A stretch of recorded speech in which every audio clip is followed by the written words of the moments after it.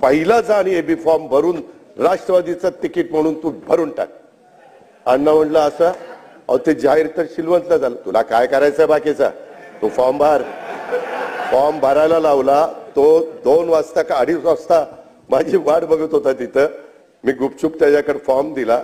जयंतरावला म्हणलं, जयंतराव जरा वेगळं केलंय, फक्त तुमची संमती द्या.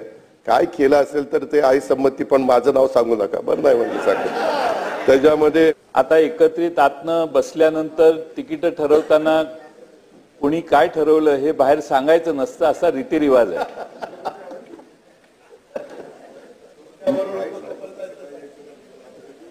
माझा दोष असा आहे की कुणाला तिकीट द्यायला मी कारणीभूत होतो आणि का दिलं हे मी कधी कुठल्या व्यक्तीला सांगितलं नाही.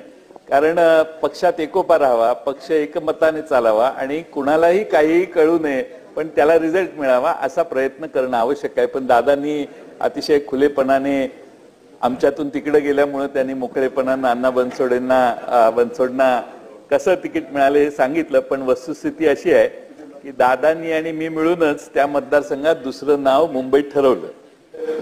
मला सभागृहाला सांगायचं, विशेषतः राष्ट्रवादीच्यांना, तुमच्या मागच्या बसले त्यांना, की त्यावेळेस अण्णांनी माझं ऐकलं, राष्ट्रवादीचा एबी फॉर्म भरला म्हणून त्या ठिकाणी बरं झालं.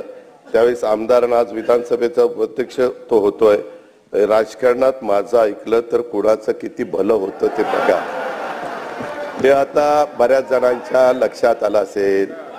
सन्माननीय विश्वजीत, सन्माननीय अमितजी, आपण नेहमी चर्चा करतो. अध्यक्ष महोदय, ह्याच्यामध्ये आपला कामाचा माणूस ही टॅगलाईन घेऊन अण्णांनी कामाला सुरुवात केली. त्यांचा प्रचार असतो आपला कामाचा माणूस. ते घरोघरी पोहोचलेले आहेत. त्यांनी आपला कामाचा माणूस टॅगलाईन इतकी घरोघरी पोहोचवली की 2014 मध्ये ते माझ्या माहितीप्रमाणे 2000 मतांनी पराभूत झाले. गौतम चाबुस्कर आमचाच एक सहकारी, त्यांनी त्याला पराभूत केलं. आणि 2019ला अण्णा मात्र 17,000 मतांनी निवडून आले. अध्यक्ष महोदय, त्याचाही एक किस्सा मला आठवतोय, मला तो सांगावा असं वाटतो. 2019च्या विधानसभा निवडणुकीच्या सुरुवातीला पक्षाने अण्णाला उमेदवारी नाकारली. त्या शिलवंत का कुणाला तरी उमेदवारी, सुलक्षणा शिलवंत, त्यांना उमेदवारी दिली. मी गप्प बसलो. प्रांताध्यक्ष जयंतराव होते. जयंतराव म्हणलं, अण्णाला कशाला कापलं, त्याला द्या राव. ते म्हणले, दादा सगळंच काही माझ्या संमतीनं होत नाही. बरं म्हणलं, हरकत नाही. त्याच्यानंतर एबी फॉर्म, माझा मतदारसंघ मोठा असल्यामुळं जिल्हा, मी पक्षाचा एक कार्यकर्ता होतो, परंतु जयंतरावांनी मला एबी फॉर्म 1-2 जास्त दिले.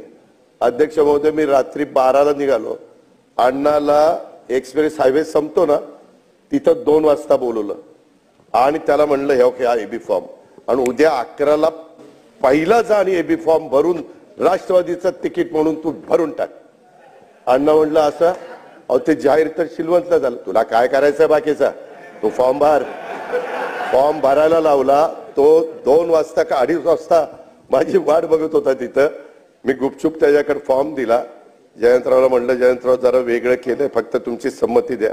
काय केलं असेल तर ते आई संमती, पण माझं नाव सांगू नका. बरं नाही म्हणलं सांगतो. त्याच्यामध्ये त्या पद्धतीनं अध्यक्ष महोदय त्याला उमेदवारी दिली. ती सुलक्षणा गेली 11:15ला. ते म्हणले, राष्ट्रवादीचा फॉर्म आला. तुझा कसा राष्ट्रवादीचा फॉर्म?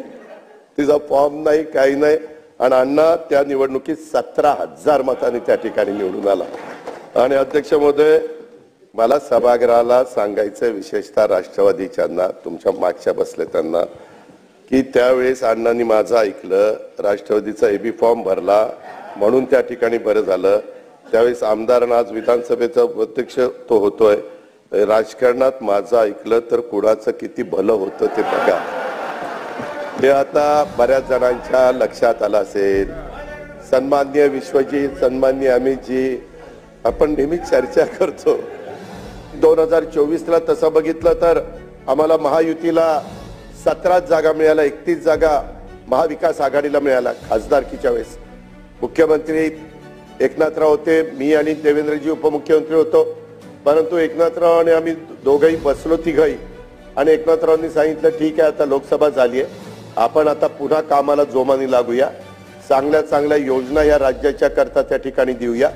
आणि तशा पद्धतीनं आम्ही एकजुटीनं कामाला लागलो आणि कामाला लागल्यानंतर काय चित्र महाराष्ट्रातल्या जनतेने दिलं हे आपण सगळ्यांनी सभागृहामध्ये पाहिलेलं आहे. जयंत पाटलावर अजितदादा यांची जुगलबंदी कशा प्रकारे अजितदादा त्यांच्या बोलण्यातून जयंत पाटलांना ठोठावण्यात आले तर ते बघूयात सविस्तर.